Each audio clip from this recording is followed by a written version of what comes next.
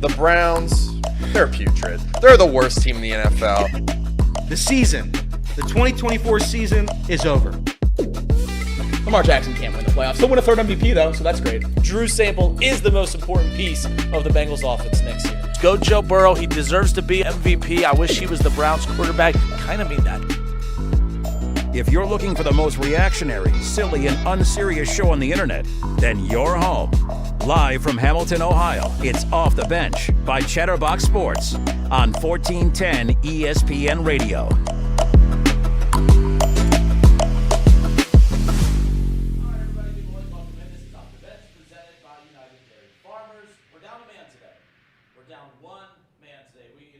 Going to battle with only 3. No Casey McAllister today. Casey is actually, he's still working. He's just not working the show.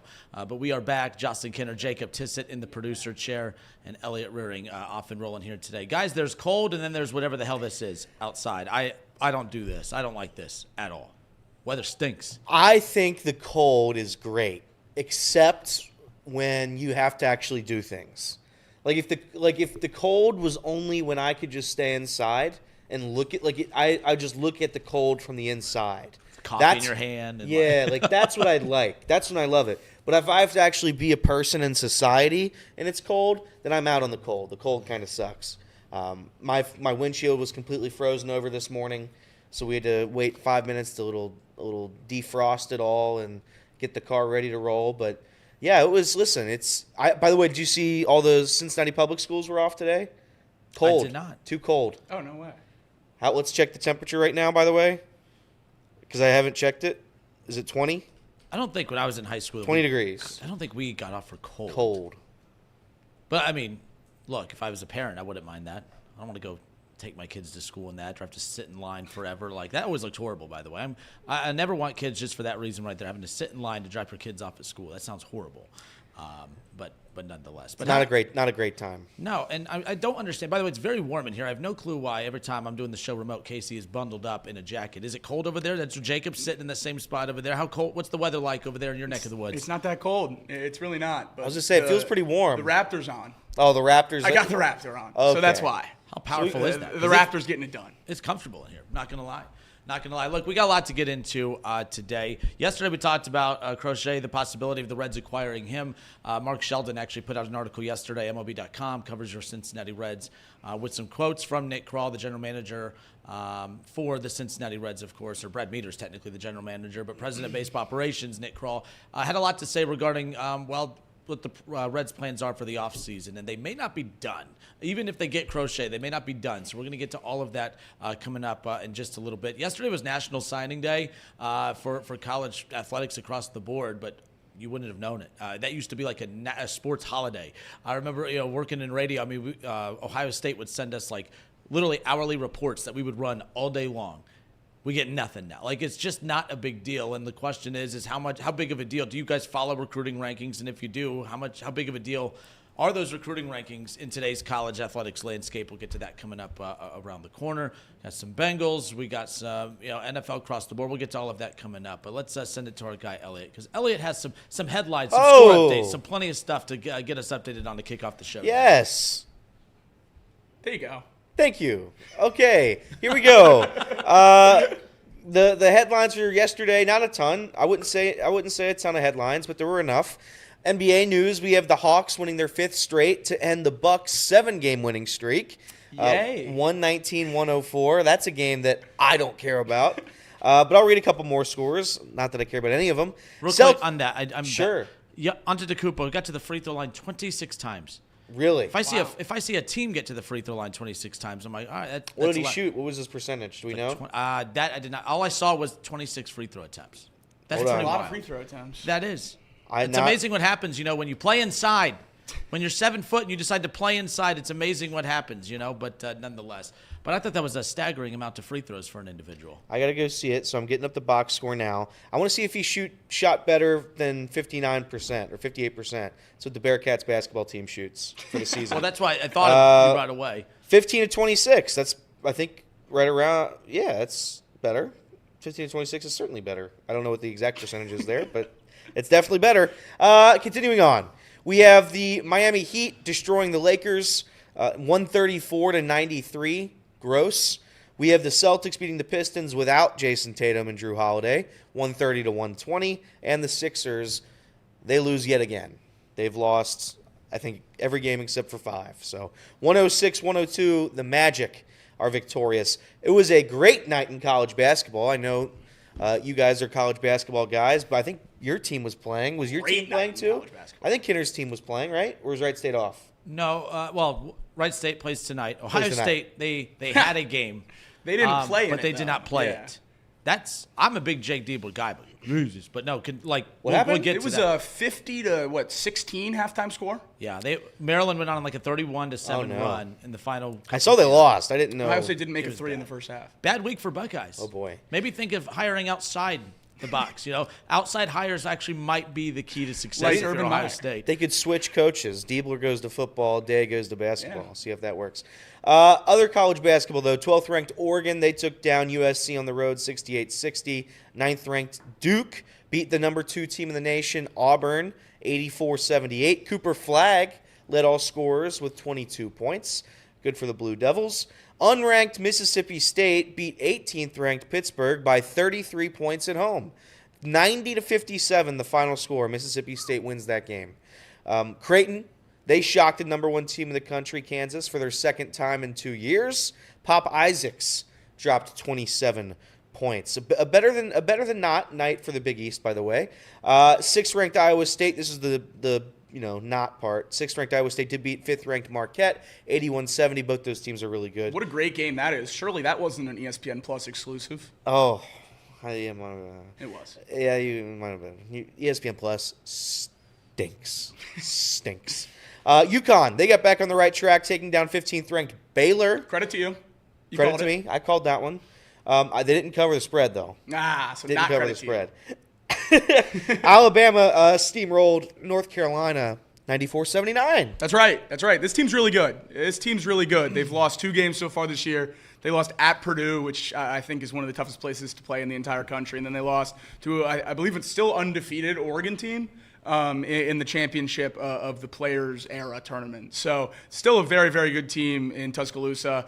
They're top 10 after that win. I'm sure they're going to keep climbing. They have a gauntlet of a schedule before SEC play. But they did lose their starting shooting guard to a torn Achilles. So he's going to be out the rest of the year. That's a big blow. But they posted a graphic after the win. It was him, Sure. little Jordan Man graphic, jumping in the sky, and big caption, for Trelly.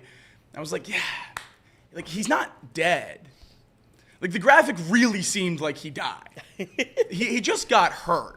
I mean, I appreciated the sentiment and everything. They had a video of the team all calling him in the locker room, everyone going crazy when he answered the phone. It was great. It was fun. But the graphic felt like a little much. I don't know. Maybe it was just me. I love the graphics. I love when teams do that because they did it with who did they do it with? They did it with The best is when they carried the jersey out. yeah. It's nonsense. But moving on. NFL news. We have the Ravens suspending Deontay Johnson. If there was ever a trade that was so laughably bad that something like this would happen, it would be this one. Ravens suspend Deontay Johnson, refusing to come into the game against the Philadelphia Eagles. I don't know what went on when that trade happened. I don't know the circumstances. Yeah. But how is he not utilized at all? I mean, maybe it was him. Maybe he just didn't want to go to Baltimore.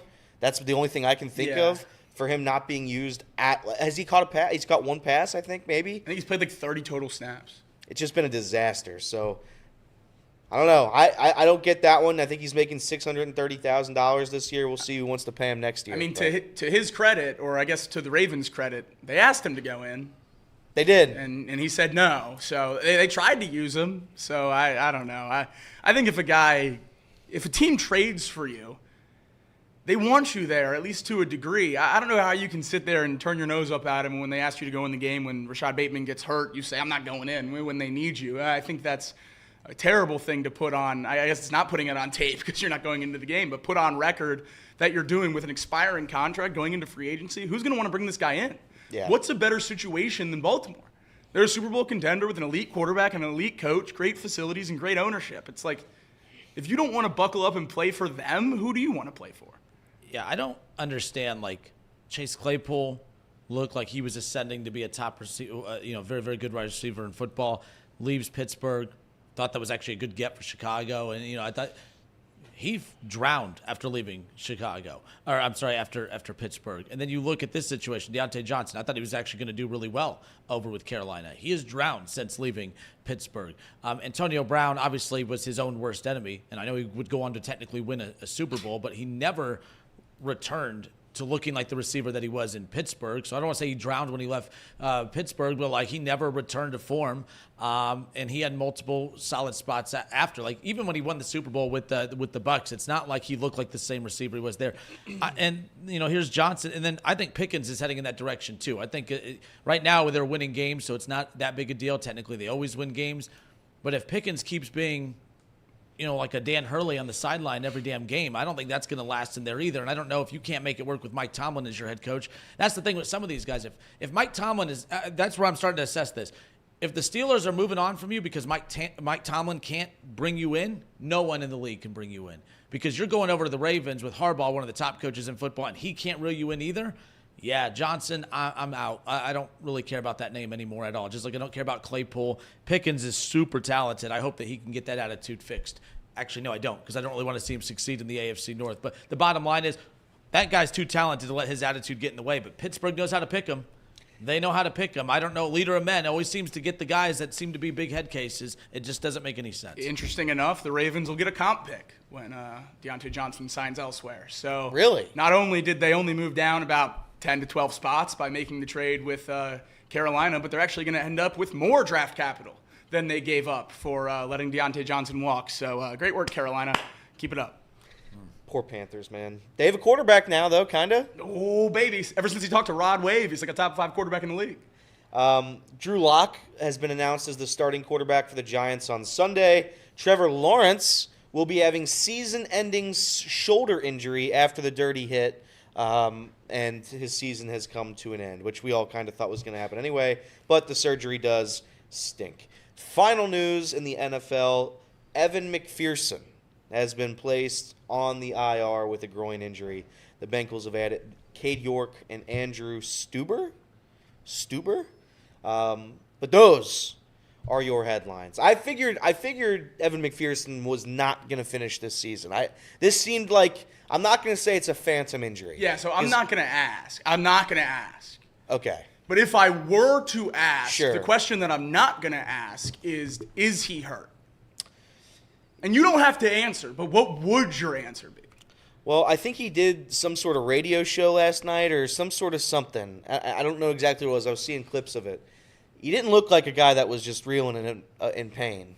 I mean, this seems to me like you don't want to see Evan McPherson miss any more kicks the rest of the way. Not that it would have even mattered, but it does seem a little bit strange to me that Evan McPherson hasn't, been kicking well this year, didn't kick a field goal outside of 40 yards last week, and now it's the home stretch of the season, and he won't be here for a couple weeks. They said it's not season ending, so the door's open, obviously, for him to come back. We'll see if they utilize that door. But I would have to imagine if Cade York makes his first 5 field goals, 3 of them from 50 yards, I'd have a hard time putting McPherson back in the game. But we'll see. Anything's possible. Yeah, I guess my question for the Bengals at this point is, if Rico can kick off, let's just not sign another kicker. Just go for 2. Go for 2. I like that. Stop kicking field goals. I like it hasn't that a lot. worked for us anyway. Let's just put some points up, I guess. Cade York, Joe Burrow's kicker on the 2019 LSU team. So seriously, one step closer to getting Justin No Jefferson, way. I guess. I didn't know that. So Cade York's interesting because the reason the Browns drafted Cade York was because your Bengals drafted Evan McPherson. We saw that the success that Evan McPherson had, there was criticism and people kind of mocking the Bengals for, taking a kicker that high. To Evan McPherson's, in his defense, like he proved to be worth being picked that high at the time. I mean, if anything, you guys got the most out of him during the most important stretch of that run. Obviously, being a part of that Super Bowl run, like you probably don't make it as far without him. I know some people have used that, like try to discredit Joe Burrow and say, well, if it wasn't for him, you wouldn't even got to the Super Bowl being, obviously Evan McPherson. But the bottom line is Evan McPherson was very, very good to start. We know the rest. But Cade York was drafted by Cleveland because of the success Evan McPherson had early on. They drafted Cade York pretty early on as well. He had a very, very good rookie season. And then just like what we're kind of seeing now with some kickers, for no rhyme or reason, they just fall off. They just fall off a cliff. Nothing works anymore. So, I don't know. I just find I didn't realize, too, I never really processed that he was the kicker for Joe Burrow and, LSU. So we'll see how that works in old Cincinnati. But if it's coming down to Cade York having to win you games, it's probably not a good thing at this point. Yeah, good thing we're trying to lose him. Yeah, that's a good thing. That's exactly why. And that's why he'll make him now. That's right. That's right. That's true. Because sports. Sports. That's what happens. All right, this is Off the Bench presented by United Dairy Farmers, Chatterbox Sports on YouTube and ESPN 1410 Wing AM in Dayton. Last night, Chatterbox Reds. So we talked about the possibility of the Reds possibly getting Garrett Crochet, again, star lefty pitcher for the White Sox. Still a possibility. It's between the Reds and the Cubs, according to recent reports. Now, we talked about yesterday the surprise of the Reds being a finalist to land him because already, being very busy this offseason with getting the deal done with Martinez and going to get Singer from the Royals. We thought that would be all they would do pitching-wise. But they may not be done yet. Nick Kroll said that there's still some pieces that they're looking for. We'll talk about that Mark Sheldon article. Also, Nick Kirby on Chatterbox Reds last night, not just reacting to the rumors of potentially getting Crochet, but if you get him, what would you have to give up to get him? We'll talk about all that when we come back. More Off the Bench next.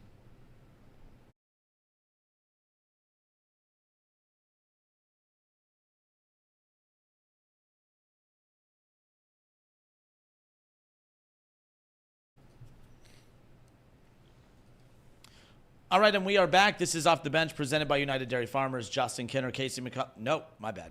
Justin Kinner, Jacob Tissett, Elliot Rearing with you here. This is Off the Bench presented by United Dairy Farmers. Okay, look, we've talked a lot about the Reds, obviously, in this offseason. I'm actually very pleased with this offseason. Even if they don't get Garrett Crochet, I'm actually super pleased that they're even being mentioned to go get him because I think, and we talked about this lightly yesterday, I think what it shows is the front office is being aggressive.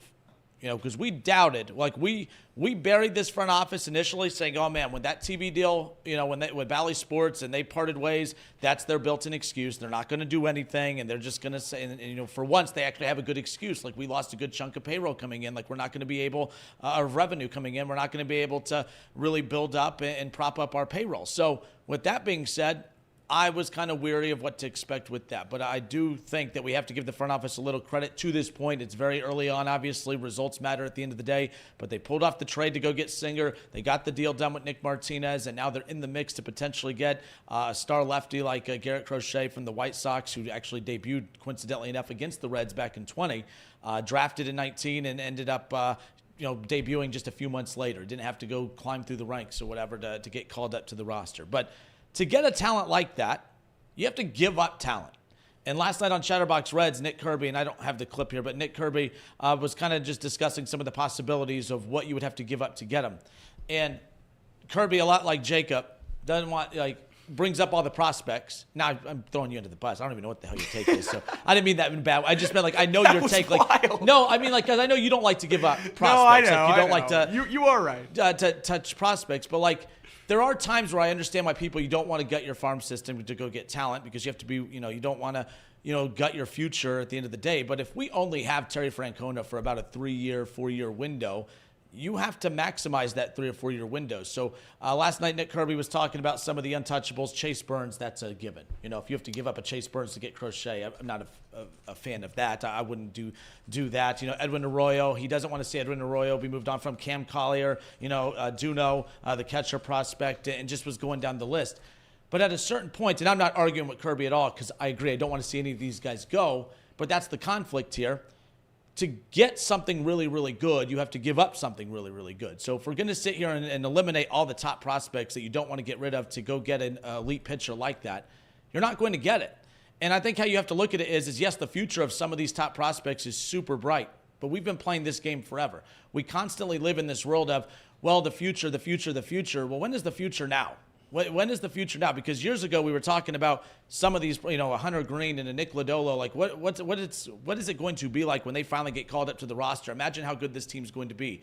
Well, now you have them called up. This team is ready to rock. They have a lot of holes you have to fix, but at the same time, what's the point of calling these guys up, seeing their talent on display, and not being willing to go all out to be able to plug holes around them?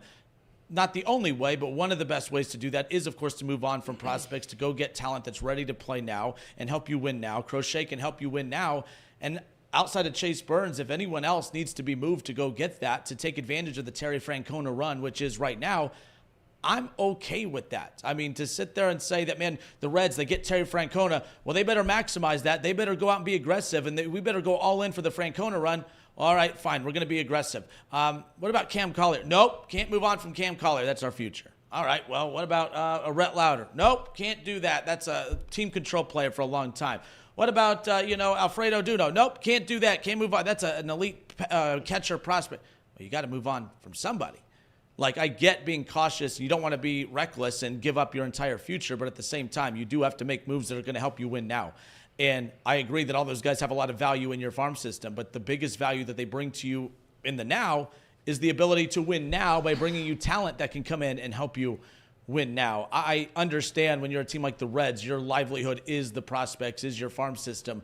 But sometimes the value that they bring to the table is being able to acquire talent that can help you win now. And I think if there was ever a time for the Reds to be all in for a short window with a manager like Terry Francona and an elite talent like Ellie De La Cruz and a Cy Young pitcher or Cy Young caliber pitcher like obviously a Hunter Green, outside of Chase Burns, I don't know. I don't know if I put anyone on the do not move list at this point, and especially because now we know the front office is actually willing to be aggressive. The fact that they're even in on the Crochet rumors right now, that just shows that the front office is willing to be aggressive. But you don't get that far in discussions unless you are willing to move on from some top prospects. I don't know. I feel like people are going to be mad if they move on from some top prospects, and then they're going to be mad if they don't go get talent to help them win now. I don't know how you accomplish both, to be quite honest with you. Yeah, you're trying to build a sustainable franchise here that goes on just beyond the Terry Francona years. But saying that, the Cincinnati Reds are a pretty desperate franchise. They know that. The front office knows it. Terry Francona, everyone knows it, that the Reds are desperate. And at this point, to me, we just had some of the best prospects we'll probably ever see in our lifetime come up, yeah? What did that get us? What has that gotten us so far? And very early. It's so early that it's scary. It's the earliest it could be is early. But, right, we're coming off a really bad season, trusting all those prospects to do the job. Prospects are very important, but you have to add the other veterans on top of it. If I'm the Reds have a lot of prospects in the wings that might never see the field based on the prospects we already have up. And I would look to be moving some of those, yeah. I would be looking to move some of those immediately and trying to be in win now mode. The flexibility that Nick Kroll was talking about, I'm happy to see that. Again, it's a seeing is believing thing for me. I got to see them actually do it before I start saying, yeah, they're willing to go all in for stuff like this. But if they're able to add an infielder or an outfielder, a veteran, either side, then it proves to me that they are in it to win it. And that's all I've ever asked for, is them to at least try. And the TV deal has been a question mark for a lot of people. I think if you're able to escape without major damage, a major hit financially, and you're able to still spend money during this time, I think you're in it. I think you're in a good position to win if you're the Cincinnati Reds. You got to continue to play. You got to play the game. I would trade just about any prospect for that. Not the two guys we just drafted. I'm talking specifically probably around the Chase Petty. You could talk me into Noelvi Marte. You could talk me into CES. There's Arroyo. There's some names that you could talk me into where I would seriously consider trading for the Crochet, for Luis Robert. I think it makes sense, and I think it would help the Reds this season and next season significantly.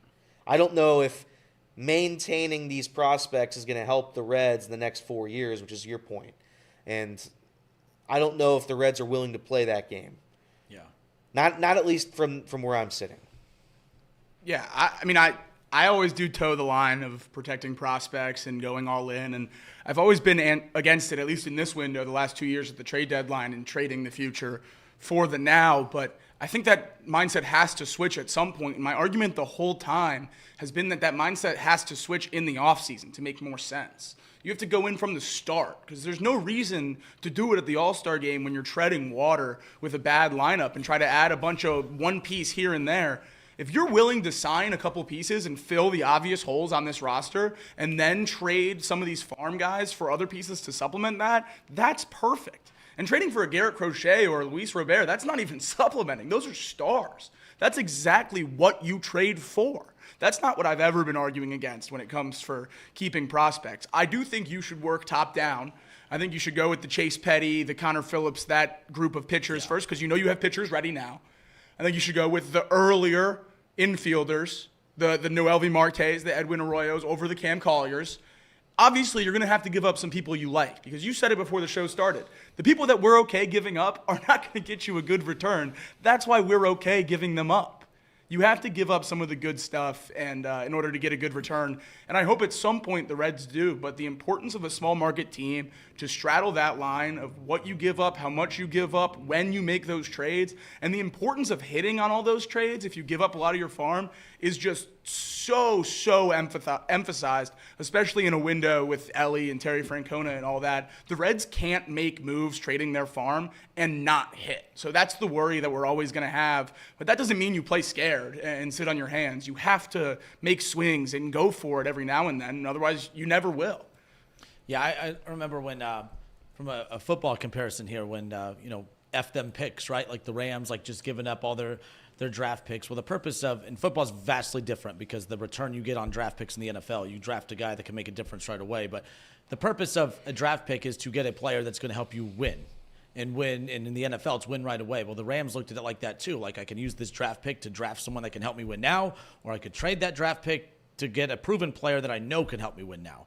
And that's how they approached it. And people say, well, you got your future, you get rid of all your draft picks. I've never looked at it that way, because if the Rams ever got to the point where they felt they had no way out, you take the talent on your roster, you trade it away, you get a lot of those draft picks back. It's not as if there's no way to get that back. Let's say you are aggressive if you're the Reds, and you go get, you pull off some of these moves, and it's not working out the way you thought a year and a half, 2 years in. You can move on from some of those, you get prospects back, and then you start over again. Not what you want to hear, but again, that's the gamble in all of this. To me, I think gambling and doing nothing and just hoping that these guys all develop into stars at some point, that's a bigger risk than moving on from some of them to go get proven talent to help you win now in this short window. I don't think you got your entire future for a 3-year run. But I don't want to get to this end. I don't want to get to the end of this 3-year window with Francona and have every one of these names in the Reds prospect list in the pipeline, and they all still be here, because then that just means you weren't super aggressive in trying to do that. Now, trades can be done even with the talent that's on the roster. Christian Encarnacion Strand. And by the way, I'm not picking on Nick Kirby. I agree with him. I don't want to move on from any of these guys either. It's scary to say, all right, Christian Encarnacion Strand, we've seen very little, but let's move on from him. And then it'll be painful to go watch him, Joe mixing it up somewhere else, right? Like, we hate when that happens. Vastly different, but you understand what I mean with that. I don't know. I'm very curious to see what the Reds do. But I think the fact that they've already been involved in some of these big trades, you're not doing that with players that are on the roster. If you send no one on the roster for the Reds right now is going to the White Sox, because the White Sox, they just lost 100-plus games last year. They're rebuilding. They don't need a player to help them win now. They need prospects to help replenish that rebuild. So that's why I think it's going to have to be someone from this pipeline if they do get a Crochet at this point. I do think in a Crochet trade, you'd be sending one of the two lefties, Lodelo or Abbott, back to the White Sox in exchange for Crochet, probably as the centerpiece, if you will, of the trade. Yeah. The ones I've seen thrown around are a Marte and one of them, and then a lower-level farm piece thrown in for a Crochet. That's at least what I've seen is what I've seen floated on Twitter and stuff like that. That's exactly what I've seen, and I think you have to. If you're the Cincinnati Reds and you're looking at this window here, you got a 4-year window roughly with Terry Francona, Ellie De La Cruz. That's before you have to start paying Ellie. That's before you have to figure out where your franchise is going when Terry leaves. It's at a point now where I think if you're able to capitalize on some of these free agents that are available, and Mark Sheldon listed 5 of them here, Michael Conforto, Max Kepler, Paul Goldschmidt, Jurickson Profar, and Teoscar Hernandez. Mm-hmm. if you're able to capitalize on one of those guys and you're able to bring somebody in here, a superstar level talent that Jacob was talking about, it doesn't even have to be Crochet. It can be anybody. Right. That's how you help this roster. That's how you move on from this, and that's how you get better. I don't think hoarding prospects is the recipe for success, because I don't know if it really has been for the Reds, and it's been for other teams, but other teams I've trusted how they've done business. The Reds have been one of the worst franchises in Major League Baseball for a long time now, and if you're going to start changing the way you do things, I would do it relatively soon. They've already started changing the way they do things. When Nick Kroll took over, they've done a decent job at rebuilding the farm and trying to navigate their finances in a way that a small market club does it. The issue is nothing's equated to wins. Not one thing that they've done is ever equated to wins, and you need that at some point. It has to happen. So if I'm the Reds, I look out, I get a trade like this, or I go and sign a big-name free agent. It gets excitement back in the ballpark, brings fans back to the ballpark, and at least gives us the expectation that you're willing to spend money and you're willing to try. Because last year, though they did spend money, there's no doubt about it, they spent money, there was a lot of trust and a lot of faith being placed on every one of those prospects. Yeah. A lot of weight was put on their shoulders. And I don't think they were able to carry that mantle. You have to bring somebody else in. You need to get help. And this is how you start it. And it starts by trading some of the guys that you want to see in the future. It's just how the game works. You know what is the easiest way to get over trading a few prospects? Winning a World Series. That's right. Because then no one cares anymore. That's right. So go all in once and actually do the damn thing, and no one will care about the prospects anymore. That's the other thing. I brought up the Rams a little bit ago. Different sport, I know. But the bottom line is they might be in hell for a while without some of those. But all those fans are going to have that memory, unfortunately, for against your team. But you see my point. The bottom line is we could say the Rams are a bad organization for that approach. But, man, if you're going to go that route, you better have something to show for it. And they have a Super Bowl to show for it. So if the Reds go that route, that's fine. It's a gamble, but you better have something to show for it. I'll go when white it's all picket said and fence, front yard, raise my family in hell for one championship at Cincinnati. So that's fine. Going to Pick's hell is fine with me for one championship. All right, well, we'll step away for a few moments. When we come back, there's a couple of quotes from this article from Mark Sheldon. They talk again, Nick Kroll. There's an interesting line in here where he talks about one other thing that they are looking for, and it might surprise you a little bit. We're kind of surprised that they were looking at more pitching after the first two moves of the offseason being pitching. Do they need more infielders? We'll talk about that when we come back. Breaking Bengals news as well. And spoiler alert, it's also not good. We'll be right back. More Off the Bench next.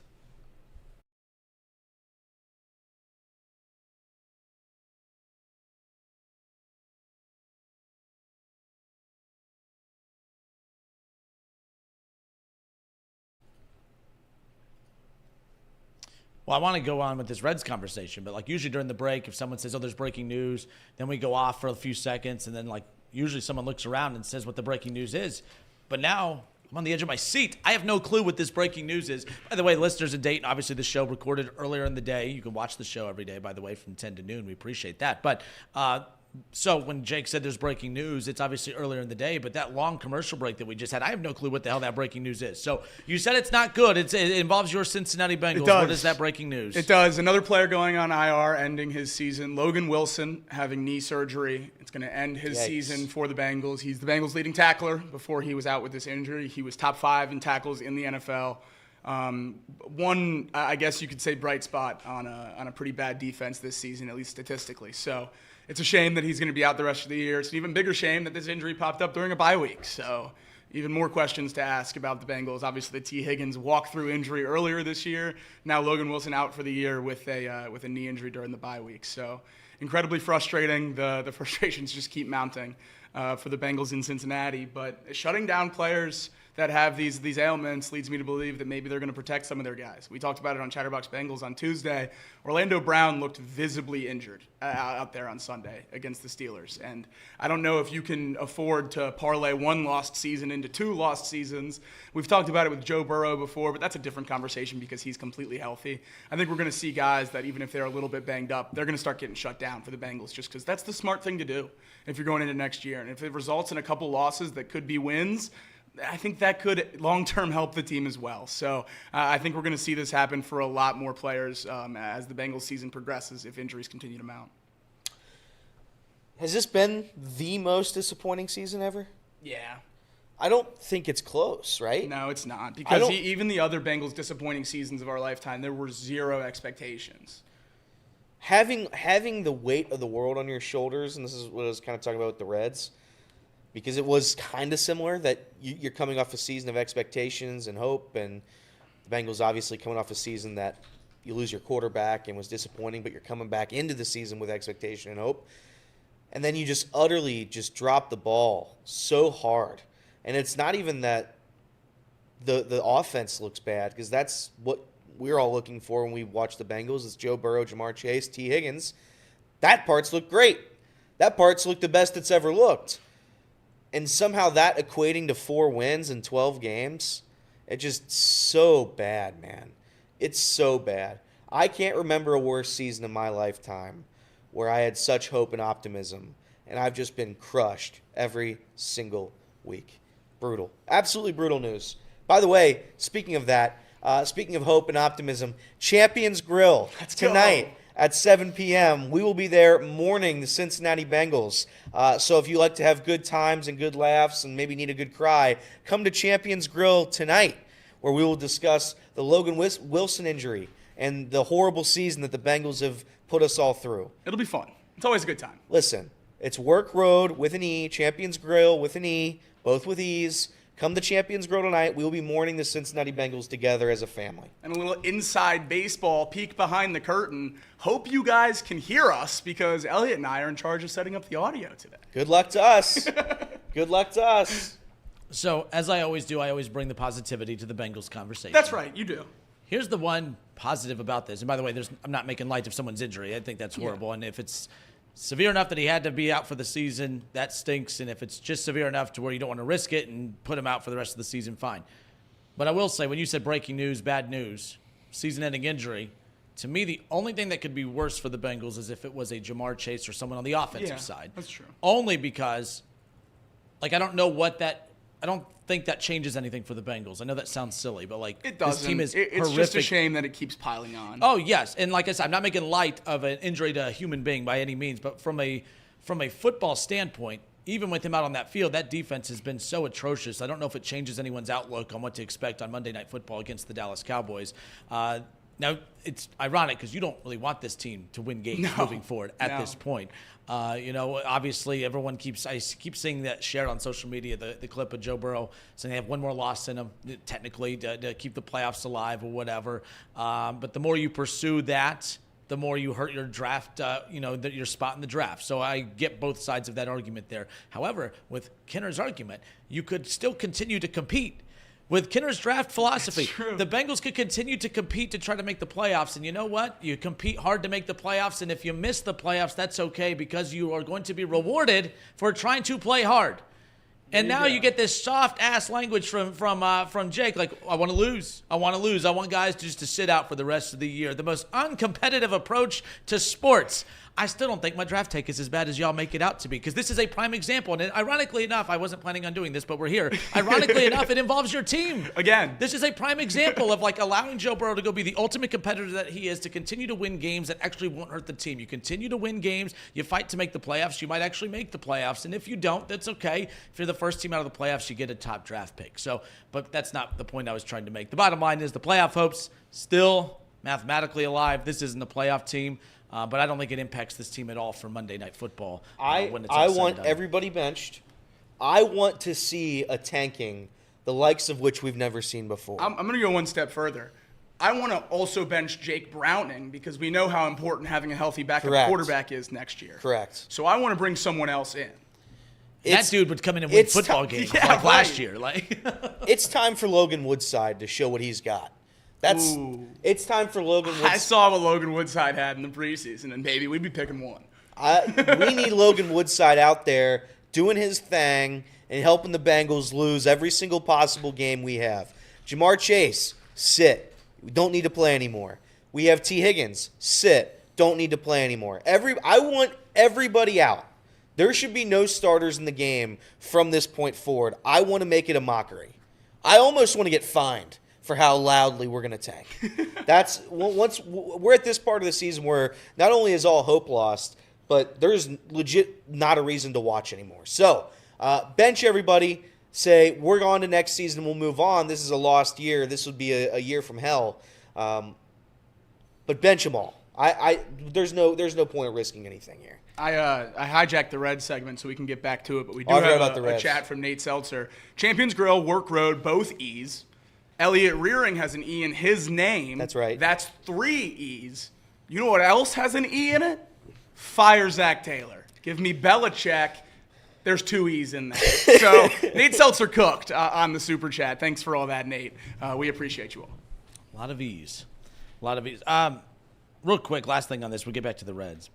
But the thing, too, about this, like you talked about, an opportunity to learn something about the players behind some of these guys, too. Like, you need – I don't know what you've learned – outside of learning how bad this defense is, I don't know what you've learned about any new player. I don't think there's any positive take. Am I wrong? I'm not trying to make it too much about the Browns, but I'm bringing it from a perspective of me being a fan of a team that's in a similar situation where the season seems to have gone to hell. You're not meeting expectations you had coming in.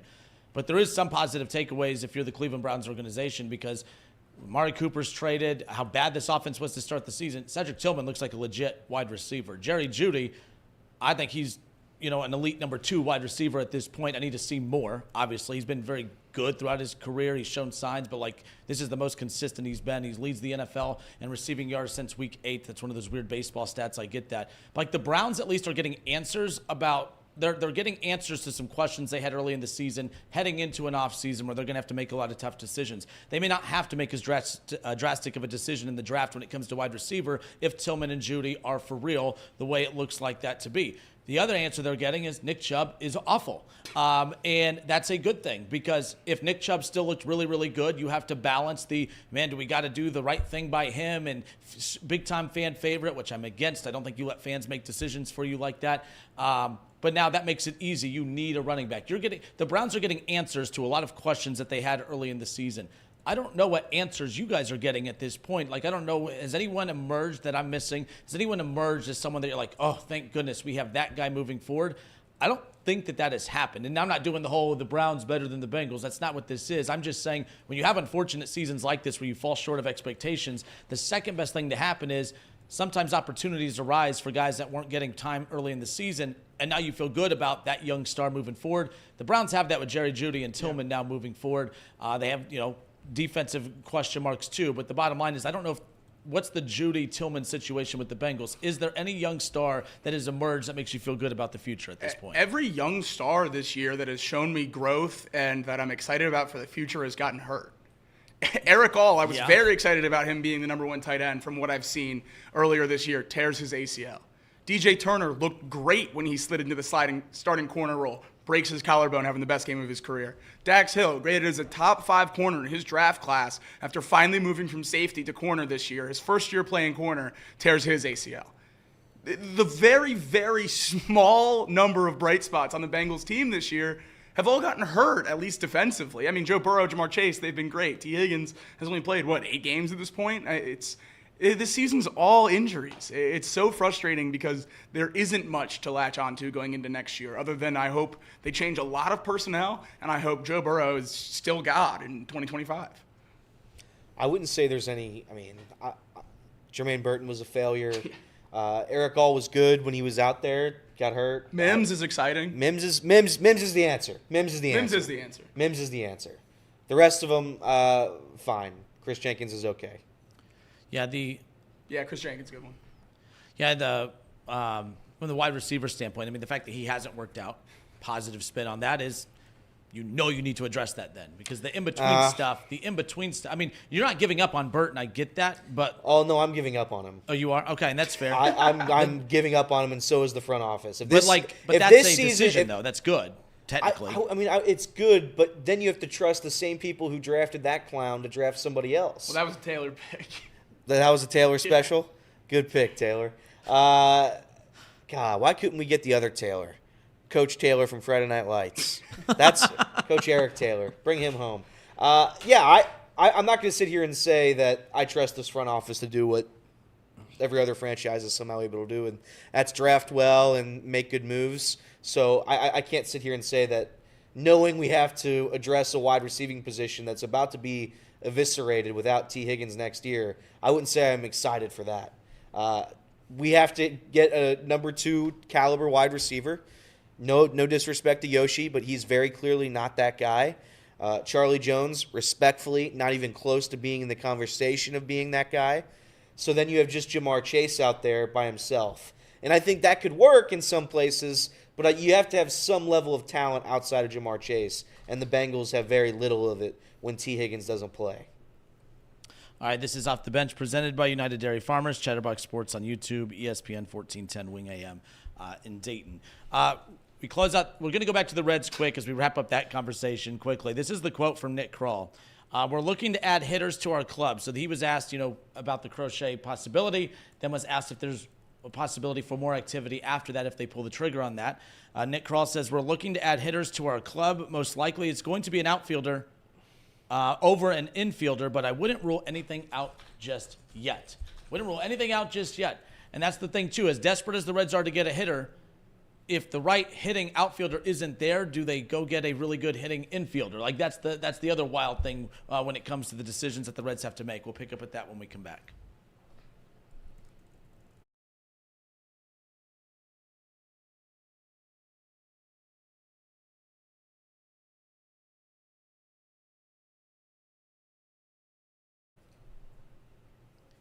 All right, and we are back. Justin Kinner, Jacob Tissett, Elliot Rearing with you here. Wow, in the order. Like, usually I go into that really fast. Jacob Rearing? Jacob what? Like we should just switch names one time. We should. I'll be Elliot Kinner. You'll be... Or every time I come in, someone's sitting at a different spot, and I'm like, it would just throw me off completely. Nonetheless. But we welcome you back. Nick Kroll said this when asked about the possibility of more moves this offseason. Again, Nick Kroll, president of baseball operations for the Reds. Brad Meader, the general manager for the Reds. But when asked about the upcoming winter meetings and everything going on right now with the Reds offseason, Nick Kroll says, we're looking to add hitters to our club. Most likely it's going to be an outfielder over an infielder. He says, but I wouldn't rule anything out. He also goes on to say, it's the best position player that you can get, being able to play defense and offense, he said. I know we're Reds, jump to Bengals quick because of the breaking news, but we go back to the Reds to close out this conversation. Obviously, they're looking for a bat, preferably an outfielder, but not ruling anything out just yet, because if they have to get a bat that's an infielder, then so be it. How wild would that be? Right now, the good thing is we thought this team was pretty predictable. I think they're pretty unpredictable at this point. Is that a good or a bad thing? The fact that we actually don't know what they're going to do, I guess that's better than like the Bengals, who you know how they're going to operate. You know what they're going to do. Sometimes that's a bad thing. We thought we knew how the Reds were going to act this offseason. They've actually acted the complete opposite. Them being unpredictable, I think, is a good thing, right? Especially in an offseason of unknowns, and they've already proven us to be wrong on a few activities already. It's a good thing that we don't know what direction they're going in, right? Yeah, and that's what I've been asking for from the Bengals side with it as well. I keep saying the first thing we're going to know about how they handle this offseason is whether or not they cut the dead weight on the team and change the way they operate. And the first way we knew how the Reds were going to handle this offseason, or at least we think we know how the Reds are going to handle this offseason, is the hiring of Terry Francona. That's not a Reds move. You go out and get the top manager on the market and you trade Jonathan India, another not a Reds move. It seems like they're going outside of their shell. And that's all I've ever wanted from these organizations in this city, is to show me that you're changing your ways that clearly haven't worked for so long. And the Reds are doing that. And it's great to see. It really is, because it's giving some hope. Even if they don't get any of these big name signings or trades done, at least they're linked to them. There's been plenty of off seasons where they've been completely silent. I like at least hearing a little bit of this and having some hope. So it's certainly a positive, and it does, I think, mean a lot to the fans, especially after how last year went compared to the expectations. I I have to temper my expectations with whatever I say about the Reds because I don't want to give them too much credit. And Jacob is right. They've made non-Reds moves recently where I do have hope. But they're still the Reds. I still know who owns the team. I still know the success that they've had over the past 25 years. And I know the new age fans, Nick Kirby and some of the other Reds Twitter people, they don't like to acknowledge the past 25 years. They say it's a new chapter. We've turned the page, and we go from this point on, and that's our story. That's our book. My book starts a long time before that. I have to take into consideration what's happened over the past 25 years.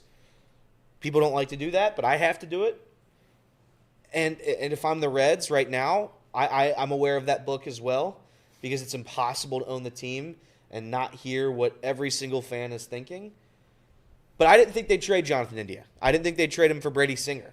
I thought that was a move that a winning team, a championship winning team makes. I think signing Nick Martinez for $21 million, despite what everybody's saying, despite that he's a reliever, that he's not worth $21 million, that's a move that a World Series team makes. If you're the Reds this season, I continue making moves that championship-level caliber teams make. That's signing a big-name free agent. That's paying $25 million, $24 million, $23 million a year to an outfielder, to a star guy with a bat and has a lot of power. That's what I would do. I don't know what the prices will be finally, or the final prices will be on those 5 guys that I listed earlier on in this show. I'm hoping it's going to be in the range that the Reds are at least Nick Kral's saying that they're flexible enough to make. But we'll see. I give them credit. I want them to get a free agent bat. I do not want Jesse Winker. I want a power-hitting right-handed bat, some guy that can play every day. That's the method for success here. So in this article, too, it also talks about the potential outfielders that the Reds can go get. I know you guys have thrown out names, but this Mark Sheldon article, one possibility, Michael Conforto, going to get him. He signed a 2-year, $36 million contract with the Giants before the 2023 season, but, of course, that run was kind of underwhelming. So when you hear that, that sounds like the Reds – that's one of those, well, his value's knocked down because of that underwhelming run in 23, which means that's perfect for us to go in and buy while the value's low and hopefully we get a high return. But Conforto's on that list. You go at Max Kepler.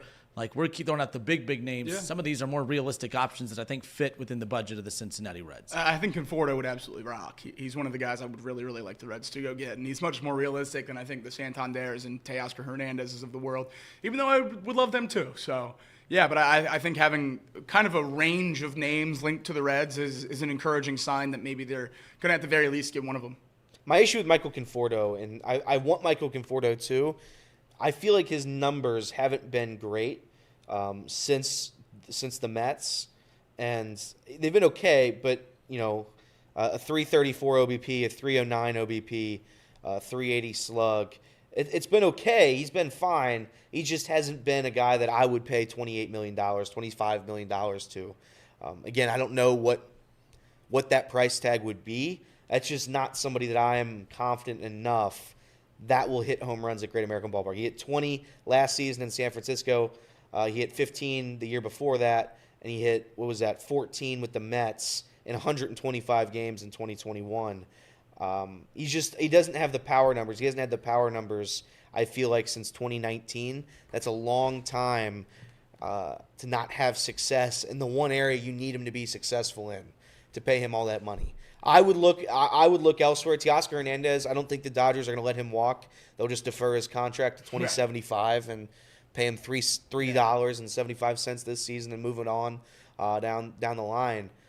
But that's a name I would really want. That's a guy that is hitting well right now, has the power right now, and would come into Great American Ballpark and shred. That's who I would want. Tyler O'Neill, also similar situation. He plays very, very good baseball when he's on the field. When he's not on the field, it kills you. So do you want to pay $25 million, $20 million to a guy that's not going to play 140 games? That's your call. That's the front office's call. I think if it's cheap enough, if you can get him under the $20 million tag, if you can get him for $17 million, somewhere around there, then yeah, I think Tyler O'Neill might be worth it because he's able to hit power. He hit for power, especially hit for power in Great American Ballpark. Here's another name that's on this list that's not an outfielder, and it's not a pitcher. Yeah. And it's a very outside-the-box kind of name to be thrown out there. But what about a player like a Paul Goldschmidt? Because this is popping up on the Mark Sheldon article of a possibility. Mark Sheldon says, although he's 37 and nearing the end of his playing career, Goldschmidt makes sense as a short-term need filler after the Cardinals decided not to bring him back. Look, a 7-time All-Star. We know the career of Paul Goldschmidt. There was, I know last year, towards last offseason, Pete Alonso's name was brought up as a possibility for the post-Joey Votto run in the Cincinnati Reds era, of course. But Paul Goldschmidt, a veteran, a proven guy that can come in and a short-term need filler. I'm not waving the flag saying this needs to get done, but if something like this happens, I think it would surprise some people.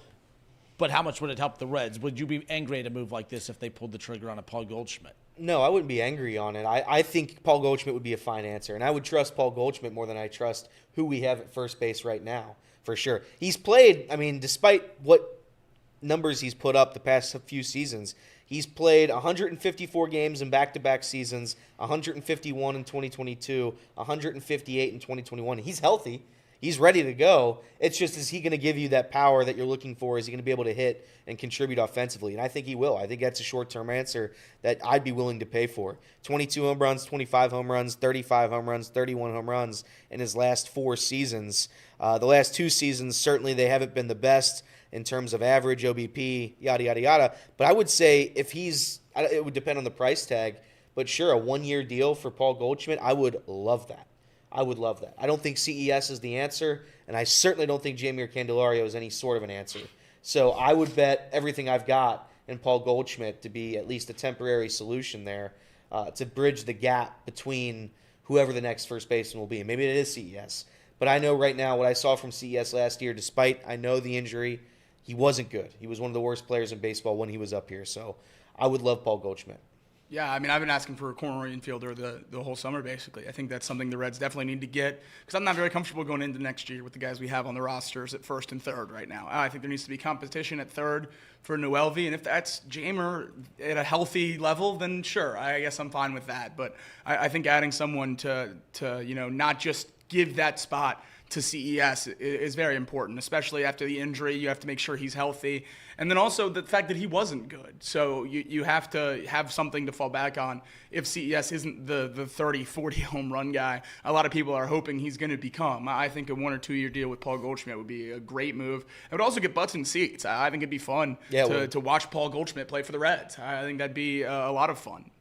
Yeah, I think in the 66 games he's played at Great American Ballpark, hitting .293 with 20 home runs. Obviously, that's more of your prime Paul Goldschmidt. But the thing is, he would be a guy that in previous runs that he's had to be the guy where he's at. He wouldn't have to be the guy coming to Cincinnati, but he would play a role in being that veteran presence, that experience, and just being able to step in and provide this team some pop. It's the other thing, too. I always hear people make good points when they counter the Reds front office when they say, well, it's hard to go get pitching because it's a hitter's ballpark. Then why don't you go get hitters? Then why would that not be something that's, if pitchers are afraid to go sign with the Reds because it's a hitter's ballpark, why is it so hard to go get hitters to come to play at Great American Ballpark? And obviously the easy answer is money. But it is funny how people use that as an excuse all the time. The Reds can't get pitching because no one wants to go pitch in a hitter's ballpark.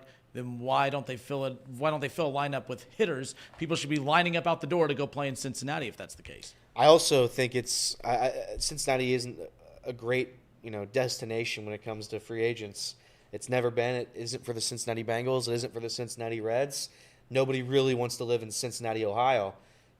Not to mention the team has sucked for the better part of 30 years. So on top of all of that, do you want to spend 20 years or do you want to spend 5 years, 15, 10 years, whatever a major deal would be in Cincinnati when you know the team hasn't had any success whatsoever in the past 25, 30 years? I wouldn't. I wouldn't at all. And teams or players are still going to go wherever they want based on money, and that's the other thing. The Reds don't have money either. So not only are they a small market team with no money, they also don't win baseball games. It's not exactly a great stop if I'm, Juan Soto. Yeah. Speaking of him, I guess his decision is nearing? His decision is nearing. I hope they do the TV show. I hope they do it like LeBron did it, and it's between the Dodgers, the Mets, and the Yankees, and the Red Sox. Yeah, I was going to say, my money's on the Sox. America's underdogs. They said that deal yesterday was reportedly in the ballpark of $600 to $700 million. Could go over $700 million. Crazy to me. But he's a really good baseball player, so whoever's going to get him is getting in probably a Hall of Famer. I mean, those are the numbers. Like we're going to live in the now and enjoy the couple years with Ellie, but that's the range, right? That's the number he's heading towards, and that might be low. Yeah. That's going to be low probably by the time we get to him. Maybe not low, but it wouldn't be the highest, obviously. But that's pretty wild. I think there's a point where, I mean, I know we talk about it in football too, where it just maxes out. Quarterbacks can't keep going. Well, up to 80, 90 at some million point, these MLB contracts have to max out. Like we thought Bryce Harper's, like, what was it, like $350 million? We thought that was close to the max. And now, I mean, Shohei just signed for $1 billion. Like, at some point, this is going to stop. At some point, it's going to cap out. And I think this Soto deal might cap it out because for a while now, you're going to justify, well, Soto's younger and better than insert top market player. So I don't think it's going to be very often that someone's getting close to that contract that he just signed. This is a rare 2-year stretch where you have a one-of-one player in Shohei Ohtani that goes both ways, and you have a one-of-one player in Juan Soto who's produced this much at his age. I don't think we've ever really seen either of those things, at least not recently in baseball with these size of contracts. So I think the Soto thing is going to set a new benchmark for players like Ellie. But outside of the true superstars, I don't think it's going to continue to rise very much. It just can't. Is there, I should know this off the top of my head, but I don't. Is there any market comparable to Cincinnati that has signed a player to that money? Kansas City, Bobby Witt. So it can be done. Can be done. We just aren't confident it will be done. That's the thing. You mentioned Would you bet on the Reds signing Ellie De La Cruz? What are the odds? This second, I would. Yeah. I'll give you even money. I'd probably bet on it. I would bet on it in terms of they're going to give Ellie a contract and no one else in the world a contract for a decade. Yeah. I mean, that's my guess. We watched that with a $225 million. That's what I'm saying. Deal. Like they did that with the Votto teams. Like you had a core. Obviously, it's a little different with how it lined up, but you signed Votto and you basically didn't do a whole lot to help him the whole time. And I think that's what we're going to look at with Ellie. I don't think they can justify letting him walk and what it would do to the fan base. I just don't think you can. But obviously there's a world where the number gets too high. I mean, I'm sure the Nationals said the same thing about Soto when he was there. And they offered him a, $450 million contract or something like that? $500 million contract, which obviously $200 million less now. But when he was traded to the Padres, that was about the range that he was expected to get. So they gave him a competitive offer, and he still said no. There's absolutely a possibility that happens here in Cincinnati with Ellie. And in that case, we wouldn't even be able to be mad at the front office in the organization if you give him a competitive offer. My nightmare is the Nick Castellanos thing, where he signs in Philadelphia, and then the first press conference he says is, I would have loved to come back, but I never got a call. That can't happen with Ellie. I think they're going to get it done. And maybe that's just optimism, but I hope. Or they'll do a Nick Martinez thing where, just save face by giving him an offer. And I know it's a qualifying offer, it's different, but they'll save face by giving an offer, and then he'll call their bluff and accept it. And they're like, oh, damn, we don't. Hey, Paycor, can you get in with this Great American Ballpark?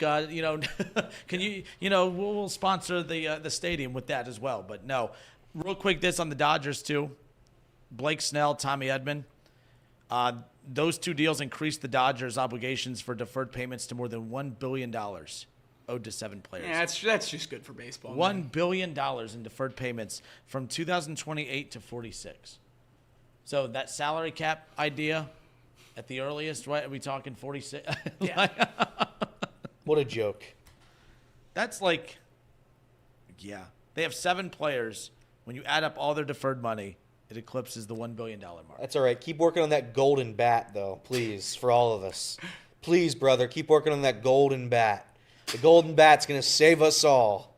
Shohei, you strike him out in the bottom of the 9th to win the World Series. Psych. He's up again. People are so pissed about that. Like, well, not even like there's some ideas that people are like, it's so stupid that it shouldn't even be discussed. That's why people are pissed. And we have to sit here and act like it's a real thing. That will never happen.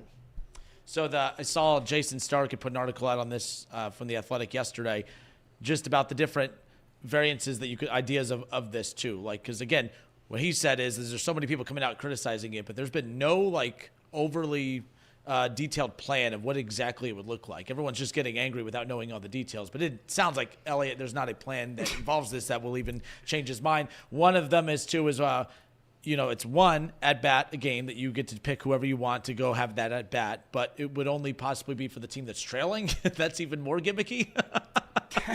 That would give the little guy a shot. What a joke. If you're going to do it, you got to just do it. Like, let him pull him off base. Let him hit back to back. What about a golden salary cap? And we have that. Well, but we'll get the golden salary cap where now there's a salary cap. Ooh. Where once a decade you get to pick another team to pay your best player. Yeah. Dodgers. Honestly, can you defer our Ellie deal? Yeah, that would be good. What about how soccer does it? Soccer. They'll rent their players, so we can rent Shohei for a season. Okay. And then we just give him right back. It's like beer pong, like a celebrity shot. Yeah. You know? Yeah. Golden at bat, but it's someone on the other team. Yeah, I like that. So they would come and hit for your team? But then they have to do well. So what if they strike out? Well, they aren't allowed. That's fair. I like that. Because they'd throw it, right? So it would be, you'd have to guarantee a home run. What about, I got one. What about a tarantula? And the tarantula is on the field, and if the tarantula gets you, you lose. I don't hate that. What if the Redzilla used a real gun? Yeah, I like that. Wow, that would be special. Yeah. Brace for cover. Redzilla's coming. Instead of the nets, we use Teflon.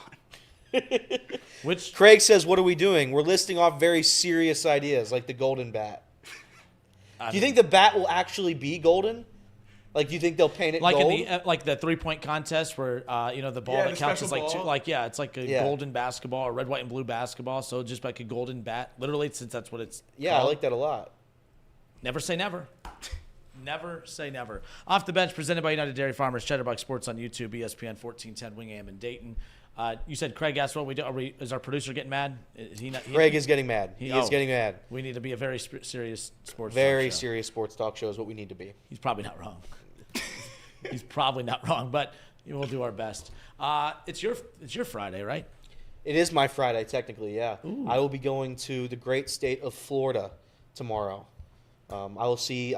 Maybe I'll go down to Tampa and see what they got going on at that stadium. Good call. I'll see if I can maybe fix it up. I think that's good. Bring your hammer, Yeah. Mr. Fix It. Are you a hands-on person? You know how to fix stuff? Do I look like that kind of guy? I know how to pick Because up I the promise phone. you I am not. I know how to pick up the phone to call somebody to come. Yeah, fix that that's stuff my for me. that's my method as well. Cool. I do not fix things. I break them.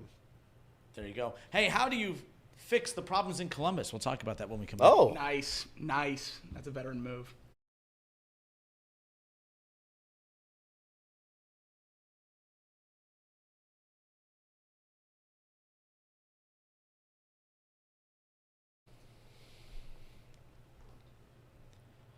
All right, Selection Sunday coming up this weekend. And real quick, just throwing it out there, your favorite to win the national championship is who? Who's the best team in football right now? Forget rankings, forget resumes, forget all of that. The best team in college football, it doesn't matter about resumes. It doesn't matter that Alabama lost to Vanderbilt. It doesn't matter that Oregon's even undefeated with the win over Ohio State. It doesn't matter that Ohio State just lost to Michigan. It doesn't matter that Ole Miss lost to Kentucky. It doesn't matter that, Alabama beat South Carolina. All of that, I don't care about any of that stuff. I don't care about SEC bias. I don't care about any of it.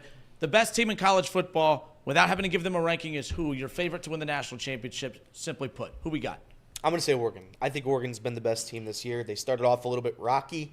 They've found their groove, and I think they haven't shown any signs of weakness since then. I'm going to take Oregon to win the national championship. It's just they haven't had that game where it's like, oh no, Oregon just might not be that team. They had it earlier on, but then they've figured it out since then. They have the best win, arguably, this season. One of them against Ohio State, taking care of that game or taking care of that team was massive. Georgia, I've seen a lot of weakness in Carson Beck. You have Ohio State, I've seen a lot of weakness with Will Howard, and I just haven't seen enough with their guys, so I'm going to ride with Oregon. I think that's probably the safest pick. I mean, they're certainly playing the best. Dylan Gabriel's protecting the football. I am going to go with Ohio State, as much as it pains me to say it, because Ryan Day would get a nice big fat extension up in Columbus. But I think the mystique of the Michigan game is just so big, and losing 3 in a row.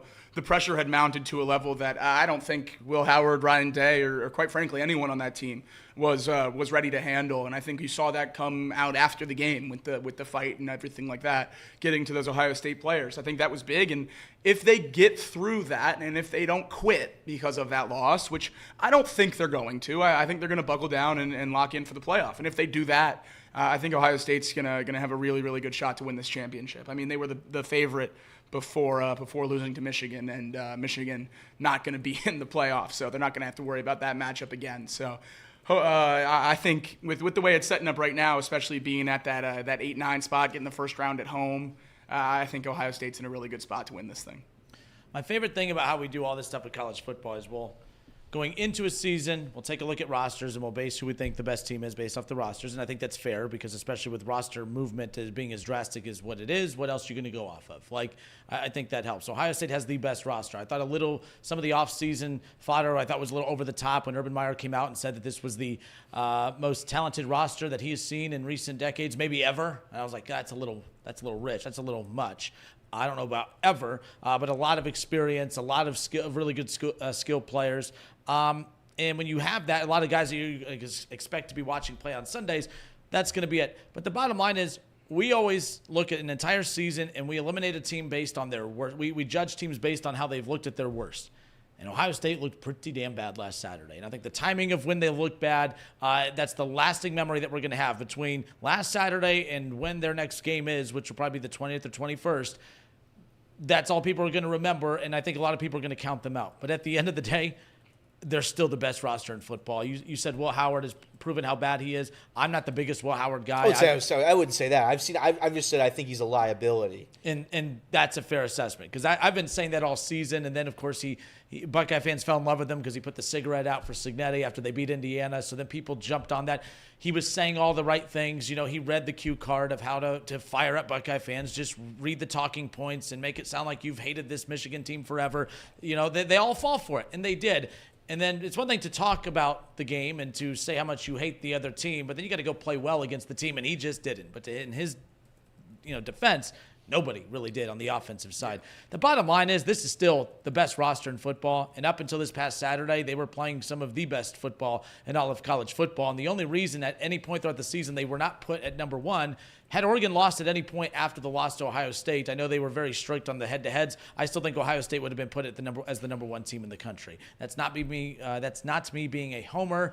I don't think Buckeye fans have ever labeled me as a homer. They think I actually hate Ohio State. Who would have thought that? But the bottom line is I think this is still the best team in football, and I still think that unless they've quit on Ryan Day, if Ryan Day has lost that locker room, they don't have a chance of even winning their first playoff game against Tennessee. Doesn't sound like he has. And the one thing about Ryan Day, everyone's buried him for the last couple of years, but the reason I felt positive about Ryan Day heading into the year, players are looking for excuses to transfer out. Like people could say, well, they're chasing more money. Well, they're getting money at Ohio State, or they won't leave because they're getting money at Ohio State. They'll get that same money, if not more, at other schools. Like, let's just be real. You could say they're there for the money, but they're not. These players have a value to them. Like you could say, a lot of players go to the Dodgers because of the money. They're going to get that money no matter where they go. But if they can go to the Dodgers and play with other really good players and have a chance to win a World Series, that's what ends up happening. It's not like you could only get that money from the Dodgers. Same thing with these players with Ohio State. This idea that Ohio State's the only school that could pay these kids, that's not it. Trying to discredit Ohio State saying that they bought their roster, they paid for the services of the talents that have come to Ohio State, but they would have been paid the same amount no matter where they went to these these big schools. They're looking for reasons to leave, and losing the third straight game last year to Michigan was a reason to leave. Losing to Missouri in a bowl game was a reason to leave. Everyone being out on Ohio State was a reason to leave, and then every single captain on that team said, we're not going anywhere. We can go get drafted by the NFL and make millions, or we can make a lot of our NIL money now and come back and have a chance to win a national championship. If they truly thought Ryan Day wasn't capable of coaching them through that, they would not have come back. They would not have put off a year of the NFL. They would not have done any of those things. I don't think Ryan Day has ever lost the locker room. I think this is the most vulnerable they've been to him losing the locker room, especially if that melee that doesn't happen afterwards, or that melee that happened afterwards, I think we're all questioning, Ryan Day as he looks like a ghost just kind of pacing the field. I think that didn't help. But overall, I don't think this team's quit on Ryan Day or the program. Their goal to win a national championship is still very much alive. I think they're the best team in college football. Rankings aside, games aside, results aside, the best team in college football to me is still Ohio State. and I think that they are the favorites to win the national championship. But people won't put them in that category, and I guess deservedly so, because they didn't just lose to a bad Michigan team. They look like the worst team against Michigan, Yeah. and that's the lasting memory you have of a team like that. No, That's a I problem. do think it's interesting that everyone focuses on the $20 million roster, couldn't beat Michigan, couldn't go undefeated, couldn't win a Big Ten championship. All that stuff, absolutely true. And the hate and comments, all that's warranted, because when you put all that in to a roster, to a team, to try to win those games, and you don't, you deserve some criticism. That's absolutely fair. But you know who the other teams that were up there with Ohio State on highest spent rosters were this offseason? Ole Miss, Miami, and Florida State. How are those three teams doing? Maybe focus on 2-9's Florida State's $20 million roster. Ole Miss spent 25 on their defense. They finished with 3 losses, going to miss the playoffs. Miami, 2 losses. I guess there's a debate. Some people think they should be in. But Cam Ward, they outbid Ohio State by a couple $1 million for Cam Ward, which is why Ohio State ended up with Will Howard. Other teams across the country are paying for their rosters too. Let's not act like it's just Ohio State. I think that's very important. This is DJ's year. It might be. Is he It coming might back be. next season? I have Which program is he going to ruin next? I have a take on Florida State's quarterbacks next season, but I Okay. don't know if I'm ready to say it out loud yet. But Okay. if I were to say it out loud, it might rhyme with Raylan Kilroe, I see. potentially. Jalen Milroe. I don't know. I didn't say it. No. You see Dylan Raiola entered the transfer portal. No, he didn't. He did not? Pretty sure that was fake. Damn it, Justin. Hold on. I'm Hold checking on. now. No, hold on. Damn it. I'm pretty sure that was fake. It's okay. I about fell for You got? Yeah, I almost got earlier too. I almost fell for a fake RFK Jr. Twitter account too, saying he was banning Crustables, and I got really upset. And then I realized it was a fake account. So I've You almost still got. eating Crustables? Oh yeah, I love Crustables. I You got to love put them in the freezer. Crustables. Put them in the freezer. Yeah, always. All right. But I got really upset, and then I realized it was a fake account. But I was like, that's just the sort of thing he would do. I see. Probably not the seeing healthiest it- thing in the world. Is it so? Is he trans? I'm seeing Dylan Raiola has entered the transfer portal from Tattoo Baker, which I would assume is not real. That's right. You don't get your news from there. I don't know. Is that what we would call fake news? Is that like? I think look, I'll give you credit. It's a real looking graphic. I see the graph. I He didn't pay did a good attention. job. I'm scrolling through. I see the account because I also saw like UCF is reaching out to USC to inquire about Lincoln Riley. That is real. That and that's gutsy. I mean, Yeah. that's like reaching out to the husband to ask if his wife's available. I mean, that's what UCF is doing right now. That's kind of weird, right? But USC might say, yeah, this Lincoln Riley thing has run its You wanna course. pay Like, his buyout? is he back next year? I don't know. I don't know how he could be. Is Lincoln Riley a good football coach? The way people talk about Ryan Day is as if he was Lincoln Riley. And I thought USC was a better football program than that to have high expectations, and they clearly don't. That's actually a safe job to go to. You get all the perks of being a big program, but don't actually have the expectations to perform like a big program. The way people talk about Ryan Day is as if he has performed at Ohio State the way Lincoln Riley has there. Lincoln Riley went to USC, and I even bought in. I loved Caleb Williams. I loved the way that they played. I thought that they were ascending in the right direction. They're bad. They're regularly bad. They recruit well. They hit the portal well, but you don't win. And people want Ryan Day fired. Ryan Day is a 10 times better coach than Lincoln Riley at this point. And I know you're semi-out on Ryan Day at this point. He has a No, chance to but prove he's himself. a top 5 coach in college football. But I'll take him over Lincoln I wouldn't Riley argue any that. day. Yeah, no, absolutely. No question about it. I think the UCF thing's interesting, especially to me, because of who they just fired. I feel like they just fired Lincoln Riley. I mean, they let Gus Malzahn go. It's the same RPO power run offense that doesn't really work anymore. Yep. Lincoln Riley was praised as this like offensive guru, mastermind, no one can touch him, because he introduced that RPO power run offense at Oklahoma really for the first time in college football. And defenses didn't know how to defend it. And now that they do, it's exposing the other parts of his coaching staff and the game that he operates within that doesn't work. His defenses have always been terrible. And that hasn't changed now. But now that his offenses are coming back down to earth because defenses know how to defend them, he looks borderline inept coaching USC. And I don't know who else to blame other than him, because they keep getting high quarterback recruits. They keep getting top defensive transfers, and it just doesn't work. 2 years ago, their defensive line, 4 out of the 5 guys were SEC transfers. That's supposed to be what fixes it.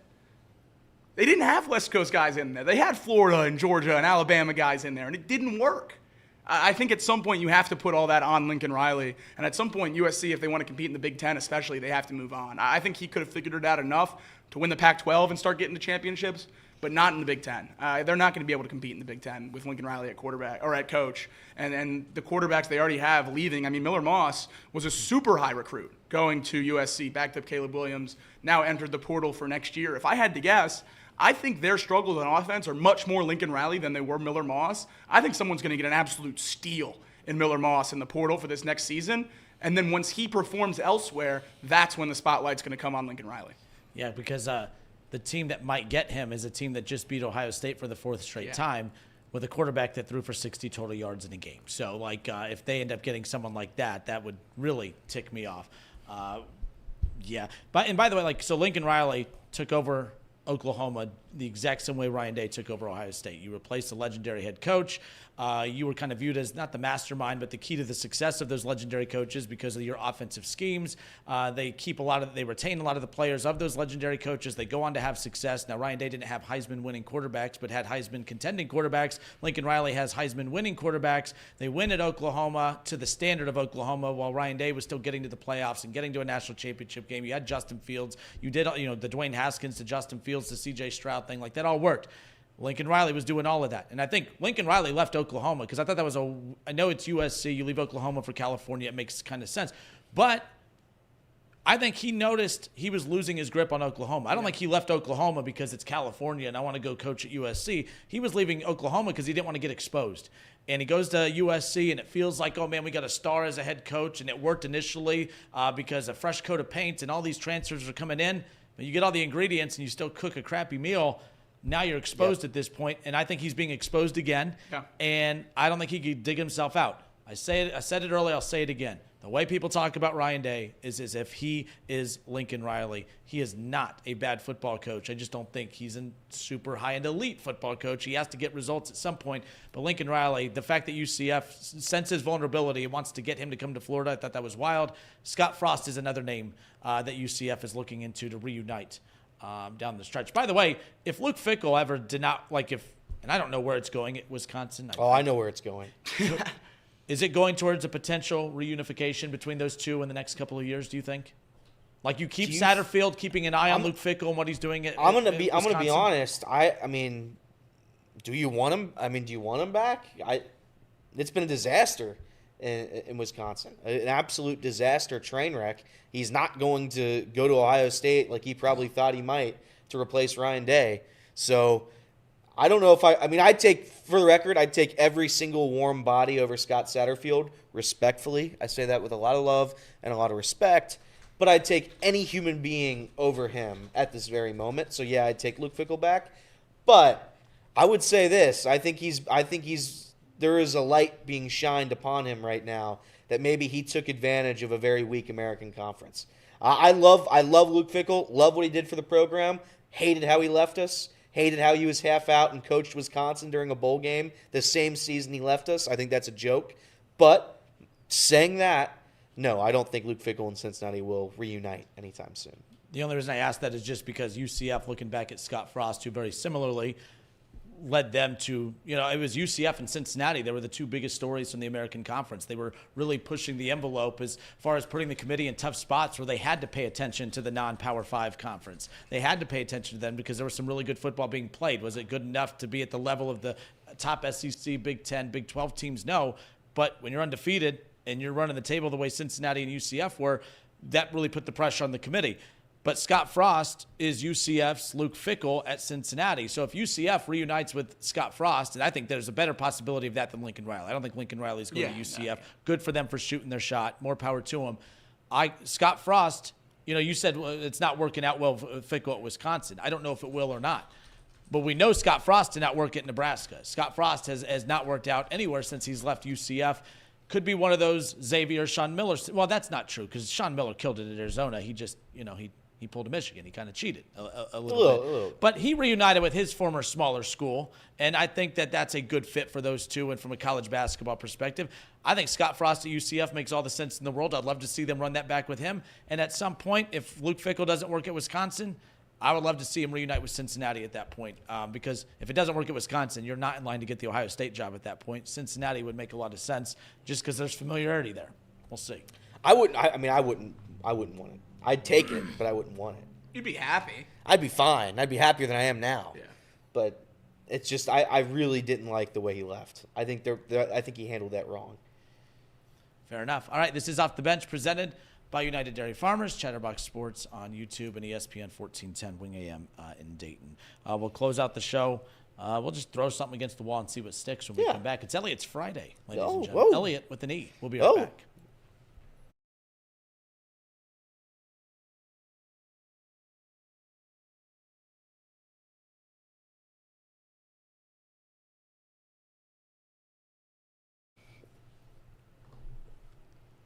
So yesterday was funny. I know we were talking about, and Kev and I did that. You know, Kev left the show, but he's been on the show every damn day since we ended the Kinner and Kev show. It's now just the Justin Kinner show, but Kev and I have been doing the show, with Kev. So, we talked about the SEC bias stuff yesterday as well, like we did on this show, and whether people actually believe in that or not. But I got a good kick out of yesterday was National Signing Day. Yeah. It used to be a bigger deal than what it is now because they separated their early signing period. There'll be another one in early next year.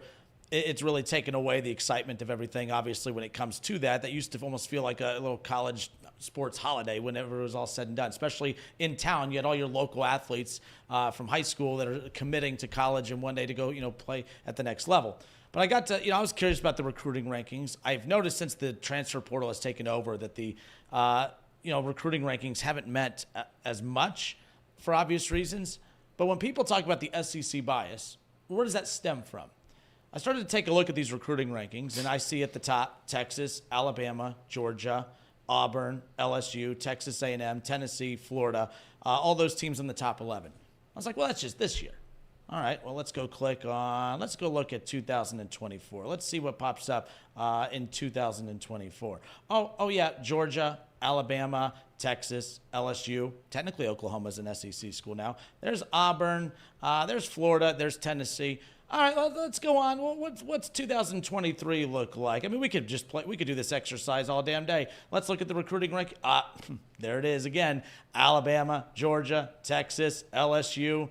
LSU, they're always at the top. They don't maximize that talent very well, but that's besides the point. There's Tennessee. I should have brought this point up yesterday. I really don't think there's a bias. I think it's just these are the best teams. They could get the best players. Like, why are the Dodgers in the playoff because they have the best players? That's usually, that's a different scenario. You earn your way into the playoff by winning. It's a little different. Games, but the point is, it's not when the Dodgers are constantly in the playoffs and constantly in the World Series. I don't think it's because of a bias. It's because common sense tells you they have the best players. It's a much different format to get into their playoff. I get that, just like all pro sports, but it's not a coincidence that the teams in the NFL with the best players are sitting there at the top in the playoffs competing for a Super Bowl every year. That's what just makes all the most sense. I should have brought this up yesterday, but go back. You can go back the last 10 years. It's the same damn thing. Texas, Alabama, Georgia, LSU, Tennessee, Florida, Texas A&M. And I'm not saying that those are the only teams in the top, but 70 to 80% of the top 10 recruiting classes every year are the SEC. I just got a good kick out of that when I looked at that yesterday because people are mad. Why is Texas, not being penalized more? Why is Alabama constantly being shoved down our throat? Why is this right here? This matters. The players, the rosters, the recruiting. That is the lifeblood of all these programs. And why doesn't the Big 10, the Big 12, and other programs get the benefit of the doubt? Well, there's a direct correlation between the teams that are constantly in the top 10 recruiting classes and the teams that are the most consistent, winning at a high level on a year-in, year-out basis. And I do believe the committee does keep that into account too. Well, this team is 11-0 and this team is 9-2. You have to go with the 11-0 team, knowing that the 9-2 team is better just because common sense tells you, look at this. Now, I know that's not exactly how you do it. But yeah, to me, this just tells the biggest story of them all. I don't believe in that bias when I look at this stuff. I don't think there's an SEC bias in recruiting. I think these are just straight up results. The best players in the country go to the SEC schools more than any other schools in all of college football, and I think it speaks for itself when it's all said and done. I mean, the bias is there for a reason. Lumping the Dodgers in there is a little silly. There's 162 games. It's more than enough to figure out who's a good team when it comes for the playoffs, and that number mathematically will speak for itself. It's when you're talking about a 10-game season, it gets a little bit tougher to say who's in a 4-team playoff out of 100 teams, right? It's a little bit different than that. But you aren't wrong. I mean, the SEC consistently has the best players. It consistently has the most NFL talent. It consistently has the best teams, the best programs. It's college football is the SEC, and everybody's aware of that. Everybody's aware of how cool it is to experience what Tennessee and Texas A&M are like, to go in person, and there is a bias there, but I think the bias is more than fair. I do. I think the bias is probably fair most of the time. And now with the 12-team playoff, the bias, in my opinion, doesn't matter whatsoever. Are there going to be 3-loss SEC teams in? You're damn right there will be. And there probably might eventually be 3-team or 3-loss Big Ten teams. Yeah. It's just the way this is going. The SEC bias thing, you could complain about it 5 years ago, 3 years ago, last year. You can't complain about it anymore. Yeah, I think if everyone... Sorry, I know you're... No, you're good. You got many hats on today. If everyone played a similar schedule, I think it'd be a problem. The schedules are so drastically different that you have to have biases to the conferences that are better versus the conferences that are worse. SMU's played the 75th ranked schedule in the country. It's the worst in the Power 4 by a mile. They didn't beat Miami or Clemson in the regular season to get to the ACC championship. The only ranked team they played, they lost to. And when they lose to Clemson in the ACC championship, if they lose to Clemson in the ACC championship, they're going to fall below a 3-loss Alabama at 10-2 or 11-2. Yeah. And people are going to be pissed about it. Play a real team. It's that simple. If you go all year and you don't play anyone, you can't be rewarded for just crossing those games off as wins. I think that's bad for the sport. People argue the other way and say it's bad for the sport to reward losses over wins. I think it's so much deeper than that. If you reward SMU for playing their schedule and getting in the playoff, then why would you schedule anyone next year? Why would Ohio State have Texas come in week 1? Why would South Carolina go play Virginia Tech in Atlanta in week 1? It doesn't make any sense. It doesn't make any sense to me to play those games if you're not going to reward teams for ranked wins versus teams that go 11-1 or something like that, and they play nobody. You're going to give them a playoff spot? That just doesn't make sense to me. All right, well, that wraps. We knew it was going to be a short segment right there, but I didn't forget. I knew yesterday was National Signing Day, of course, but I was just curious because we're told how drastic, how much of a change. People bring up parity in college football, like how right now everything, parity across the board, and how football is changing. But it's not though. I don't think it is. I think that there's more talent spread out, yes, which I guess you could say is the parity there, but I don't even think it's the rich getting richer. It's the same teams involved every year. That's why it's ironic that there's a chance Alabama could miss the playoff. In the very first year of the 12-team playoff, there's a chance that they can miss it. But overall, it's the same dogs involved in the fight. And it's the same dogs that were involved in the fight going back to 14 with the inaugural 12-team playoff when it's all said and done. But that wraps it up for us. So coming up on YouTube, we have Dialed In, Tom and Luke. That's right, momentarily. Dialed In coming up momentarily. We're not going to do the YouTube-only section here, so I can get the radio over to Kinner, and then Dialed In will be coming up. And then Champions Grill tonight. Champions Grill tonight. Hope to see you guys there, 7 p.m. At Champions Grill with an E, Work Road, E, leading up to maybe the best Thursday night football game of the year. It's exciting. I would say so. So hopefully we'll see everybody there. And then next Chatterbox Bengals, is it Monday night, the live window, or is there anyone between now and then? Nope. Monday night game stream is going to be the big one. Kickoff to post game, just like always. We're not quitting. Bengals might have, but we're not going anywhere. That's right. I don't know. I saw you limping a little bit ago. Yeah, I don't know if it's you were going tough. to be out for the season. Leave Craig by himself over there because that hamstring of yours. But no, right now there's a ton going on. There's Chatterbox Bearcats right now, obviously with the college basketball. So give that a download and follow that as well. And then Chatterbox Reds. I mean, the fact that it's December and the Reds have been very active already, but Nick and Craig and everyone and Trace and the cast of characters they have on that podcast, it seems like a new episode's being put out every other night just because of all the rumors that are going around and the activity of the Reds in free agency. So make sure you go and download and subscribe to the recent podcasts that are out. A lot of good stuff there. But that wraps it up for us. Appreciate everybody. Until tomorrow, this has been Off the Bench, presented by United Dairy Farmers.